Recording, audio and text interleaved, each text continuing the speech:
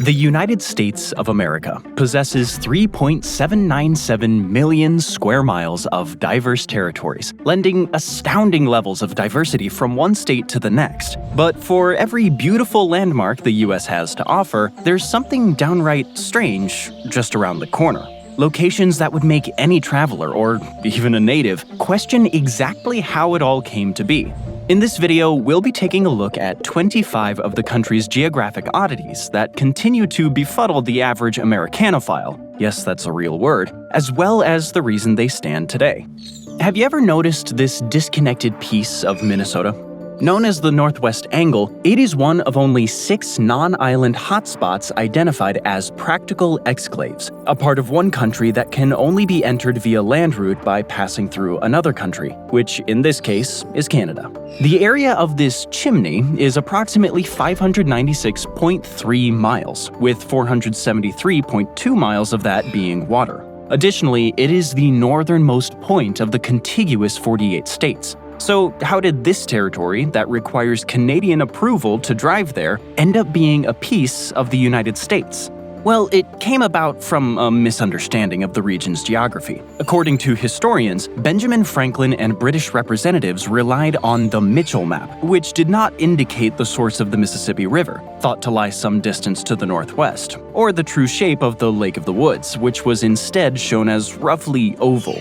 During future treaties, such as the Treaty of Ghent in 1814, the British suggested carving out a new boundary to run west of Lake Superior to Lake Itasca, the actual headwaters of Mississippi.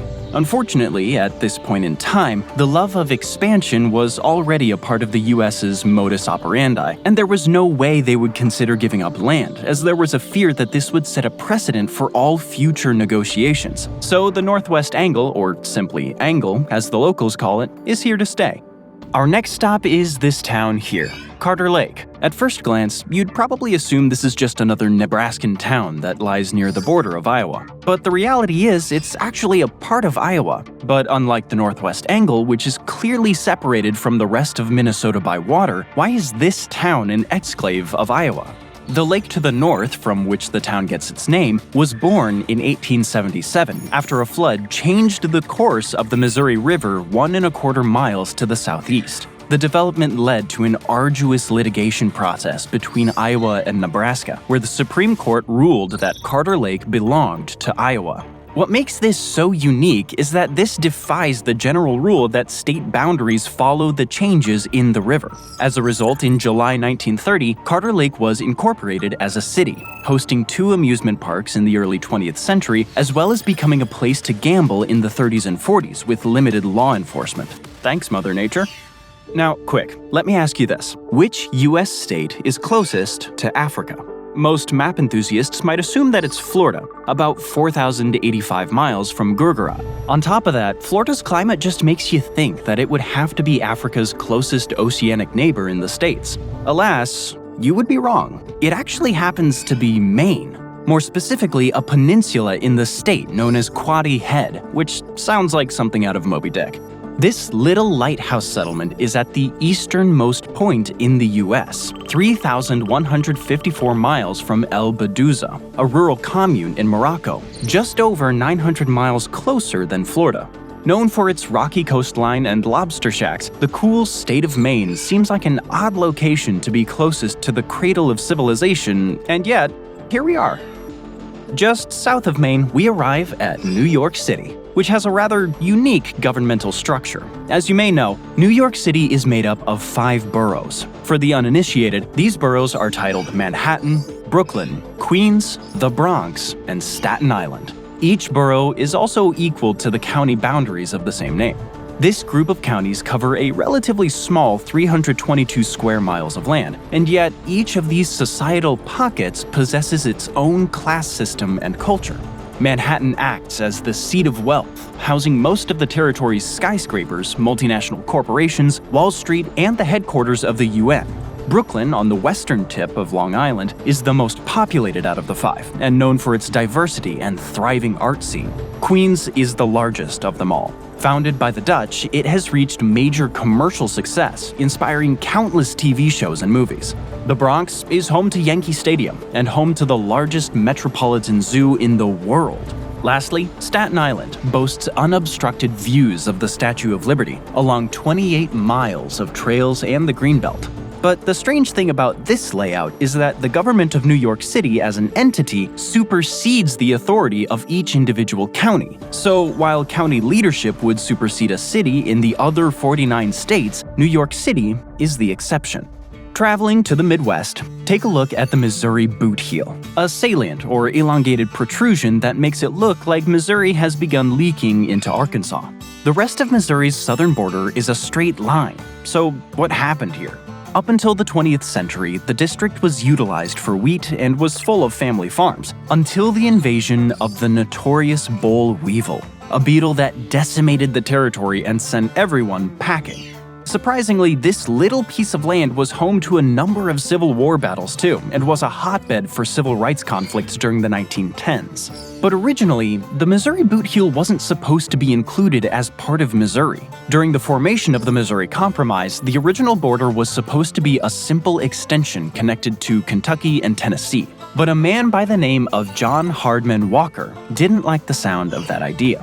He had grown up in the territory, and after many had fled following the New Madrid earthquakes in 1811, Walker continued to buy land to expand his cattle business. This led to him eventually being known as the Czar of the Valley. By 1818, Congress was brought into a dialogue with Walker and the local residents. Walker, who preferred the area and his holdings to be under the protection of Missouri state laws, lobbied in Missouri and Washington, D.C. for inclusion of the Boot Heel within the boundaries of the state of Missouri. On March 6, 1820, the Missouri Territory requested admission into the Union with the modified boundary.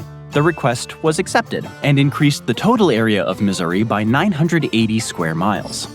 Going from one salient to another, it's time to talk about another iconic geographical oddity, the Florida Panhandle.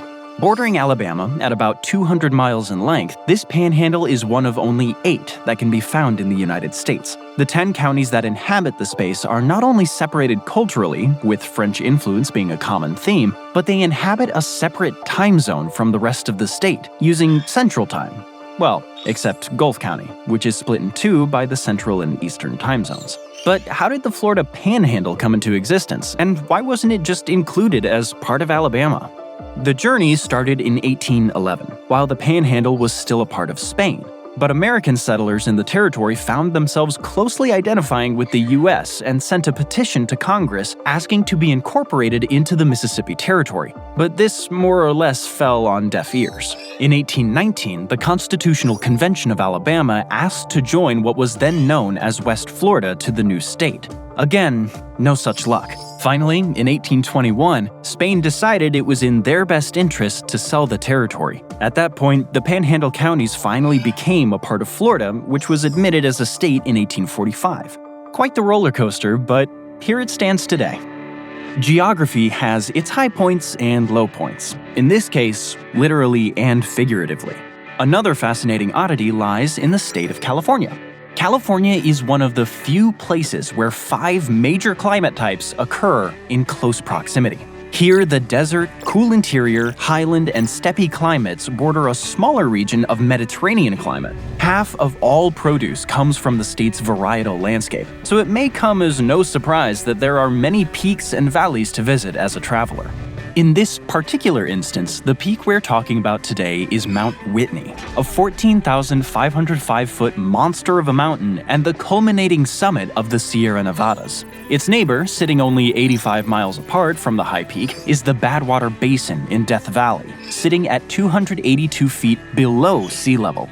What makes this fascinating, or odd, is that these are the highest and lowest points of the contiguous United States. The country is about 3,000 miles wide, so the fact that Mount Whitney and Badwater sit so close to each other is one of the craziest natural coincidences on this list. Across the US, there's a clear hierarchy with the government. You have cities that are part of counties, which make up states, which fall under the federal government in DC. So it may surprise some to know that one state decided this hierarchy didn't apply to them. That state is Virginia. But why? Well, it's a fairly complicated matter that can be traced back to the time of the colonies, when the British were trying to encourage the creation of towns in order to better extract taxes from their subjects. It was a futile gesture, and Virginia's General Assembly held numerous meetings in an attempt to resolve the issue in later years. The issue often stemmed from a lack of population density. Finally, after World War I, Alexandria County was the first in Virginia to have sufficient population density for local officials to provide public services equivalent to towns and cities. The Supreme Court of Appeals ruled in 1922 that towns could not be created in Arlington County, and its territory could not be annexed by the adjacent city of Alexandria. So, Arlington County was to be treated as an independent city, and it was the first county in the United States to adopt the county manager form of government. Fast forward to the present day, and many Virginia cities statewide are completely separate from counties when it comes to jurisdiction. City residents resolve legal disputes in separate courts from county residents. Cities and counties have separate land use and transportation plans, and in almost every case, separate school systems as well. In the end, Virginia was going to do it their own way. Moving further south, Texas is another member of the United States that definitely marches to the beat of its own drum. As the second largest member of the Union, it spans 268,596 square miles, nearly 3 times bigger than the whole of the UK. Formerly a part of Mexico, Texas had actually become an independent country in 1836, leaving it quite a bit of time to develop its own identity until it joined the US in 1845. From rodeos to 10-gallon hats to its iconic Lone Star flag, Texas's presence looms so large that many on the outside believe Texans and Americans in general are one and the same.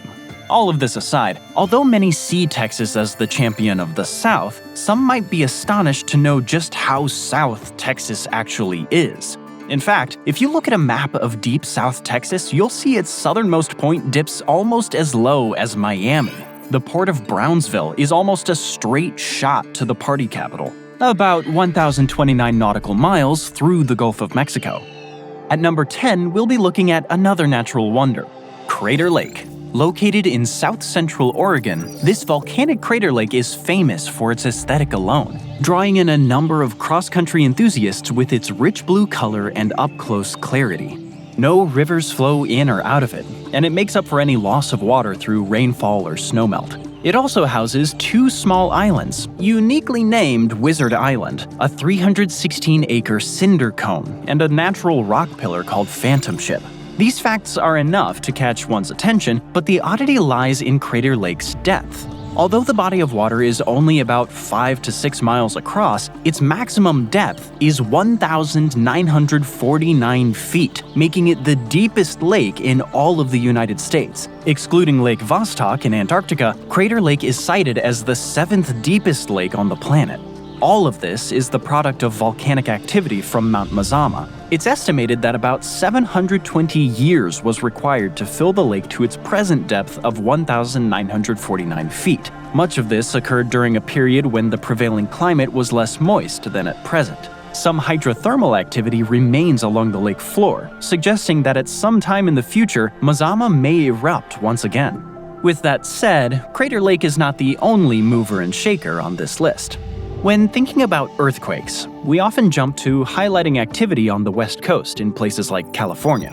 After all, there was a shock on April 10, 1906, off the Northern California coast that smashed City Hall and triggered a fire that scorched 28,000 buildings with a death toll that may have exceeded 3,000.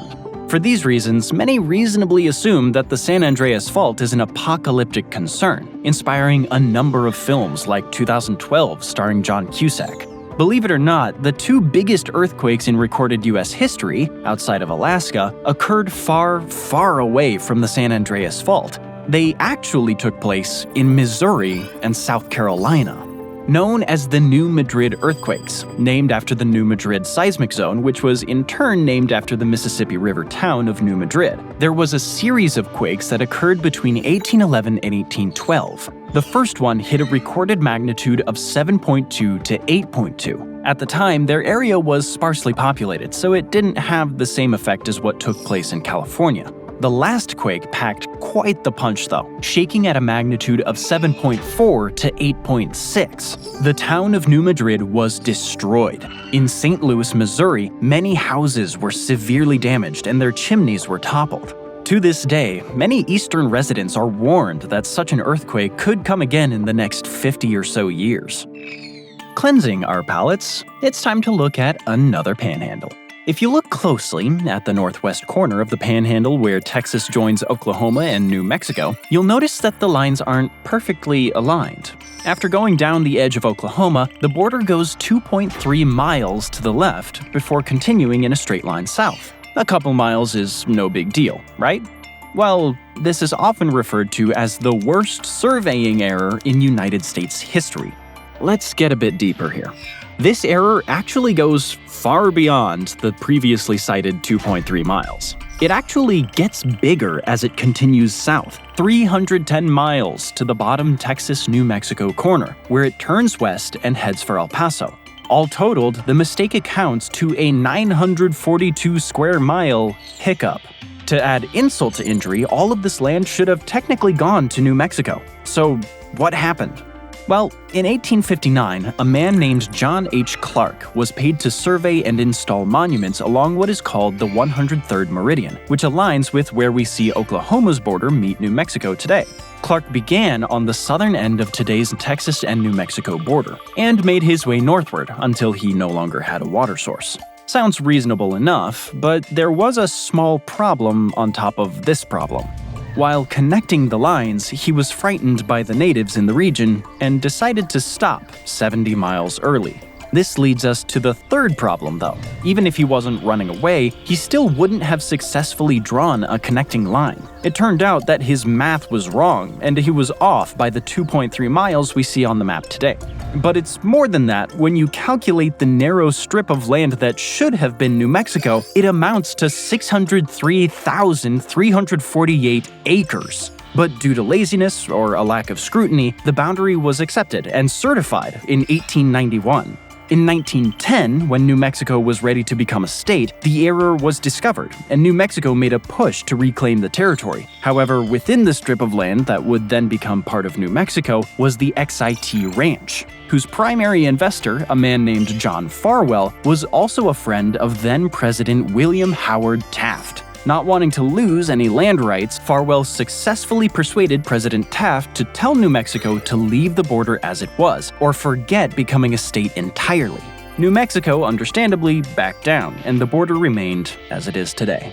Speaking of boundaries, some are just as deliberate as they are bizarre. For example, have you ever noticed that the top of Delaware is round? This is because of something known as the 12-mile circle, a circular arc that makes up the boundary between Delaware and Pennsylvania, extending out from the Delaware town of Newcastle.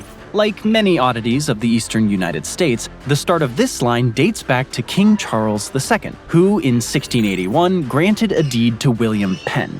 The circle was the product of the monarch's exception to accommodate the needs of the Duke of York, who had won the area after a victory against Dutch colonists. The Duke later gave the lands to Penn a year after the agreement. The circle isn't without controversy, though. Of note is the fact that the circle claims that the entirety of the Delaware River is part of Delaware's territory. Normally, a water border is split evenly down the middle, but this claim over the entire waterway has sparked government disagreements between Delaware and New Jersey ever since. Although the Supreme Court attempted to put these concerns to rest, they continue to battle over the odd boundary, with Delaware even going as far as to request the National Guard for security in the early 2000s. This, however, was ultimately a symbolic gesture. For the time being, though, it's clear that Delaware's claim to the river will stand. Sticking with Delaware for a moment longer, this is a case where physical and man-made geography meet. We're talking about the Delaware Peninsula, or Delmarva Peninsula depending on who you ask. Delmarva is an East Coast peninsula portmanteau made up of parts of Delaware, Maryland, and Virginia. Although Delmarva is owned by 3 different governments who probably secretly wish to own it all themselves, it is a landmass that has since developed its own separate culture. In fact, many are quick to point out that Delmarva has a distinct accent and way of speaking. Additionally, there have been efforts by the people to secede, but these efforts have proven to be unsuccessful. If they ever manage to break away from the mainlanders, as they call them, the total population would be about 1.4 million, similar in size to Hawaii.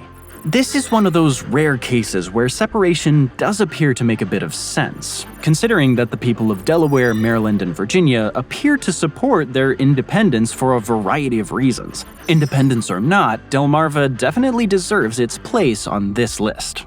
At number 15, take a look at this protruding piece of border on the northwest corner of Pennsylvania.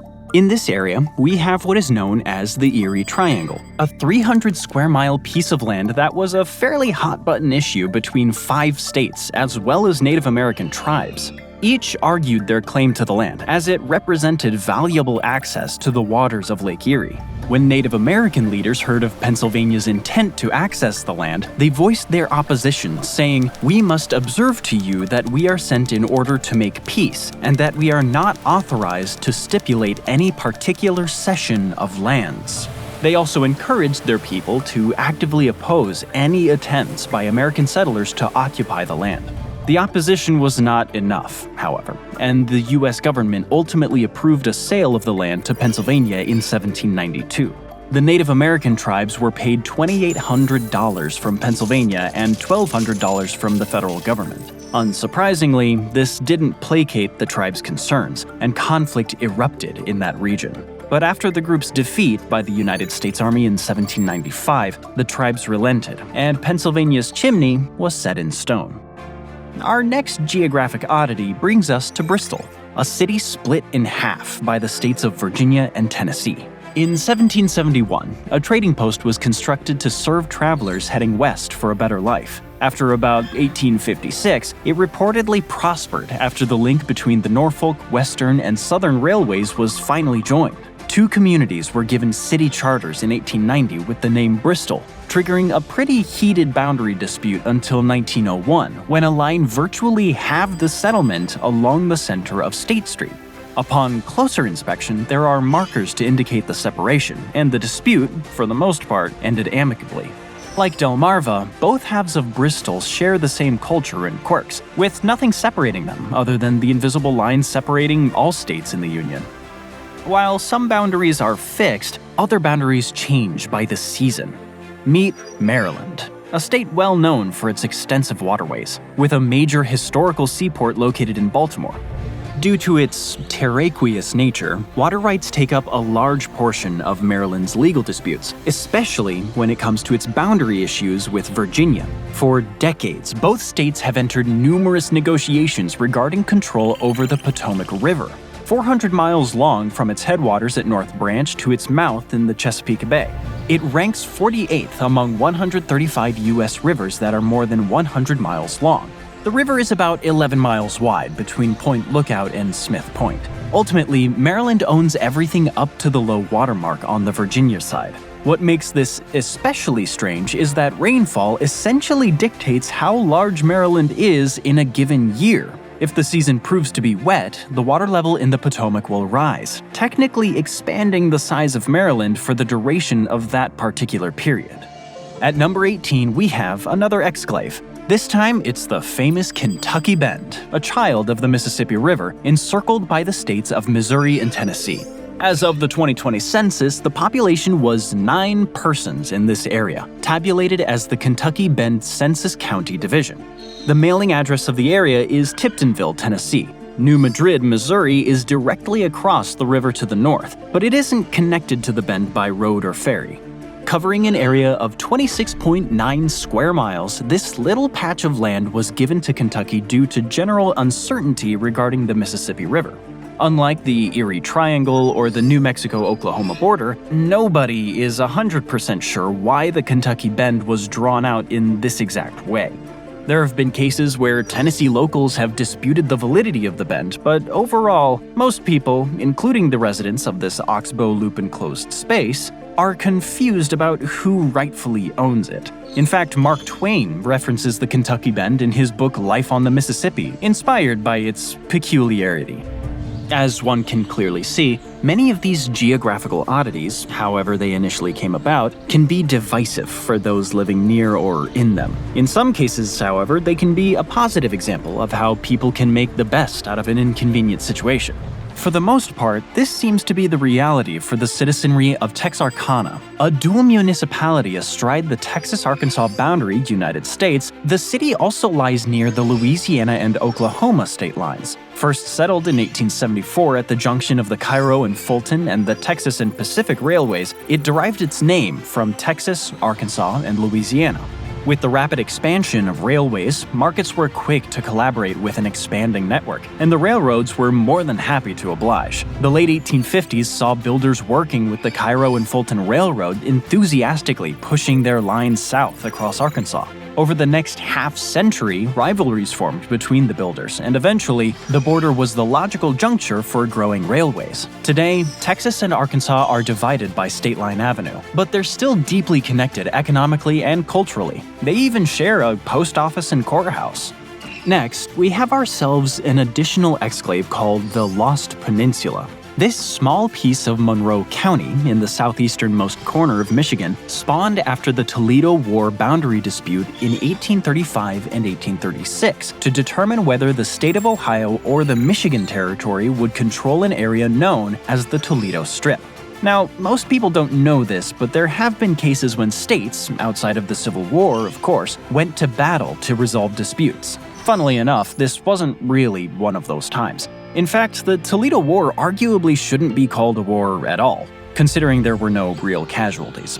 On top of that, there was barely any damage to property, making it a bit of an ongoing joke among the people of the Midwest. After the virtually bloodless war had come to an end, the new state border was established at approximately the 41° 44' north latitude line, just north of the mouth of the Maumee River.